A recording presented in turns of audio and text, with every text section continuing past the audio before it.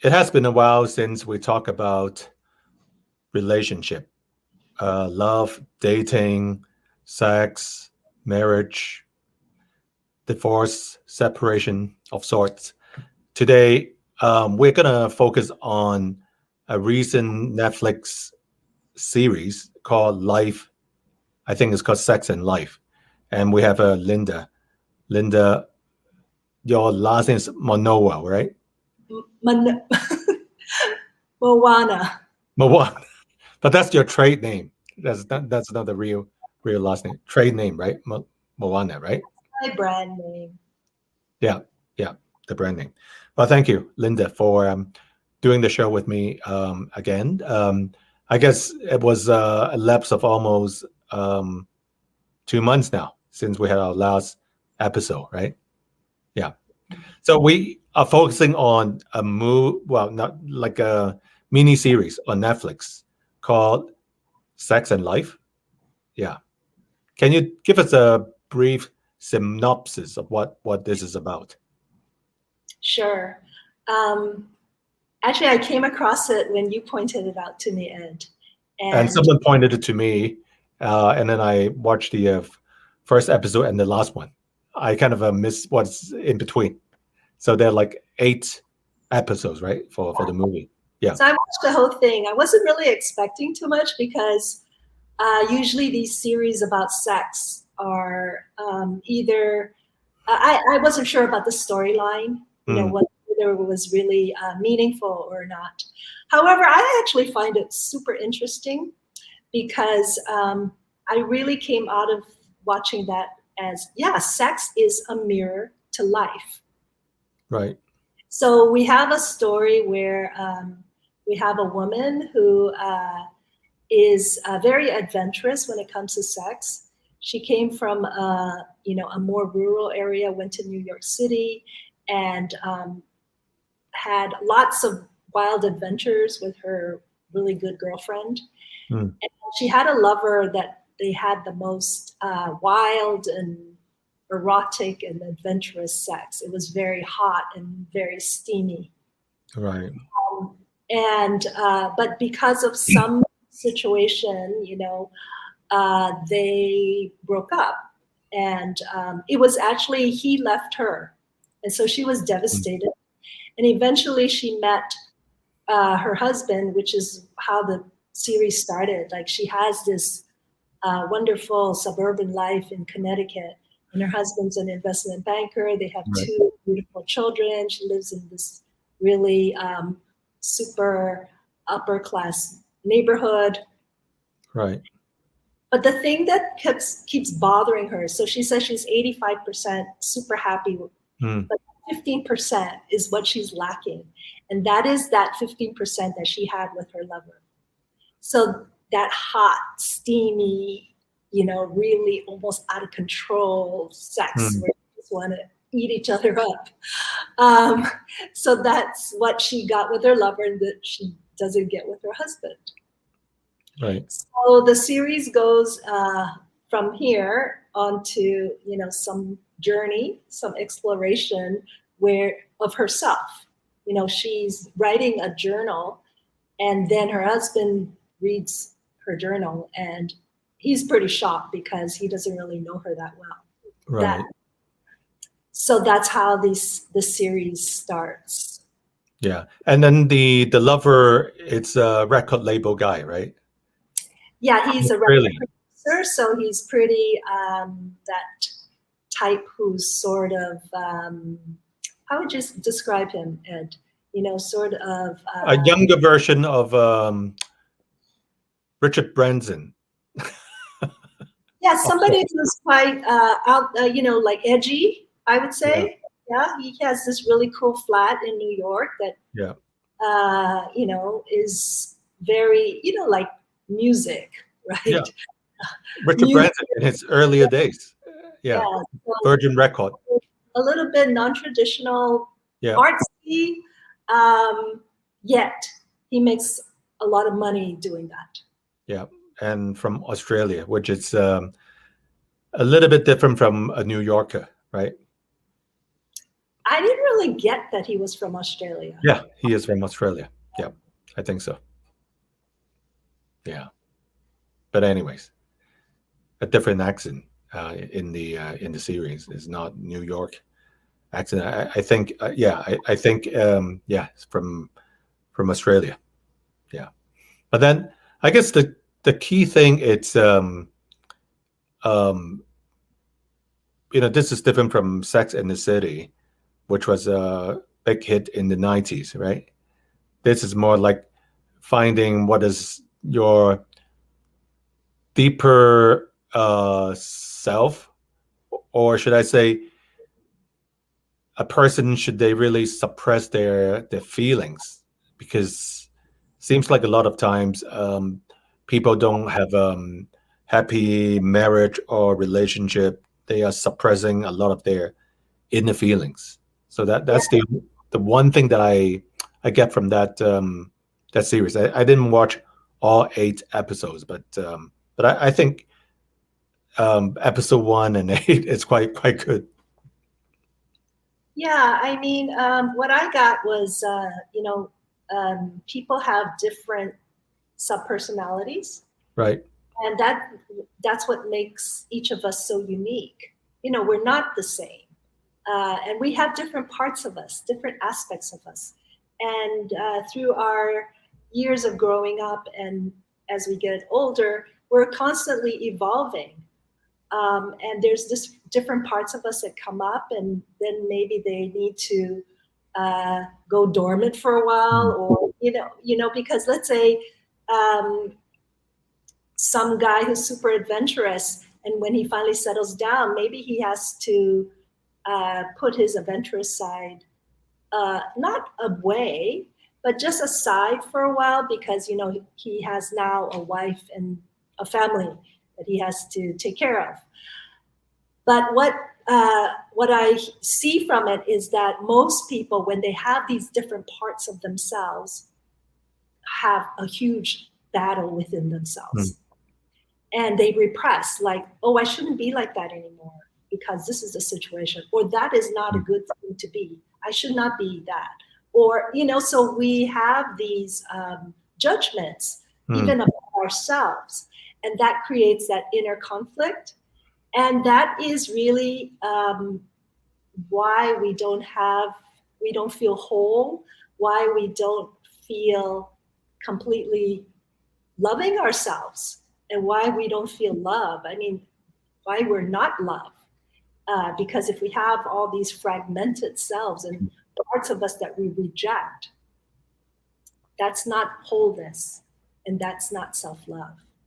I find even the series topic is called the title Sex and Life, right? Mm. But it's more like a self discovery Mm. of sorts, yeah. Because the main actress is like she doesn't know who she really is, what she really wants in life, whether like married to an investment banker or someone more wild, more exciting. But usually, a person could have different personalities, Yeah. and they keep on evolving as well. So yeah, exactly. And the other thing is, we've been labeling in society, oh, this is what a good girl should do. This is what a good woman is. And so obviously, her wild side is not in society's definition of a good woman, Hmm. And that's because we have defined monogamy as the way to go when you're in relationships. Um, and so that creates a lot of conflict with people, because I believe that biologically, I'm not even sure if we're designed to be monogamous. I mean, even at the same time, not like one after the other monogamous, but even at the same time having more than one partner. And it could, you can't expect one person to fulfill all your needs. It's just not possible. I know in the animal kingdom, yes, but for human beings, it's a very interesting topic, because back in the emperor days, the emperor has many concubines, in not just in China, but some other countries too. But things could get more complicated too. Like if you have a multiple partners, so to speak, right? Jealousy is involved, or am I all wrong? Yeah, I mean, in today's construct, of course, Yeah. because we believe in monogamy, or we've been taught that, or that's the narrative. So obviously, if you're with a partner, you expect that partner to be true to you and only with you, and all that. And of course, if that's not the case, and you have rage, anger, jealousy. However, if the narrative or the society construct is different, like in some, or I don't know if it's in modern day, but in some time before, in some maybe it's small community, they had multiple partners. And then the question was, oh, then how do you know whose child it is? Who's the father of this child? Because in today's world, being the father of the child means you have the responsibility to be the father, or to take care of these children. But in those days, in that community or tribal setup, everyone takes care of every child. Yeah. Or all the men will take care of every child, right? Yeah. It doesn't matter who's the father. But because we have our construct, there's all these other consequences that come after it. And if a man have babies with someone that's close of kin, that baby won't be too healthy. Yeah. That's another issue. That's another issue. Yeah. So, but anyways, I guess it's very entertaining short series. I think that's just season 1, and if the review is good, and I think it's Netflix, right? They probably will have a season 2 coming out too. Yeah. Do you enjoy all the 8 episodes? Yeah, I did. I mean, the whole I saw it really as a mirror to life. So I saw how it also brings in all these elements that I coach people on, such as really finding your true self, being true to yourself. And how are you going to live your life if you are true to yourself? Because most people are not living their truth. I mean, very sad, but it's because we have this cultural and societal boundaries or construct that prevents us from, and if you try to live your truth, you're not going to belong in this society, because you're really weird, or you're really the bad girl, that sort of thing. And different people get ostracized in a society. So it's very hard to live your truth in today's world, until you don't really care what other people think. As long as you're not harming others, or having a detriment to society, which you don't have to when you live your truth. And, you need to also find your balance, because, especially if you're still going to be living in society, but you can still find these little ways to be true to yourself. Like, for women, we've been conditioned how to be a good girl, how to be a good woman. One of the things women find really difficult is to say no, because we've been conditioned to always say yes.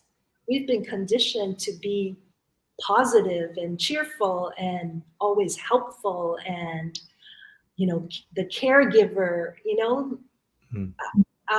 so if a woman wanted, and that depletes women, if we always have to be taking care of other people, and being the good girl, which means I have to fall in line. I can't be too far ahead of everyone. I can't be better than it, seemingly better than anyone. I can't be, too far behind, that sort of thing. It's kind of like in step. The harmonizer. Mm. So all of this has been conditioned in women. Mm. And deep down, women want to express their true self. That's stopping women from being their full selves, their whole selves, and going on crazy adventures and being wild and free. But I would say that in every woman, there's a so-called bad girl in her. It doesn't mean you have to express your bad girl, Mm.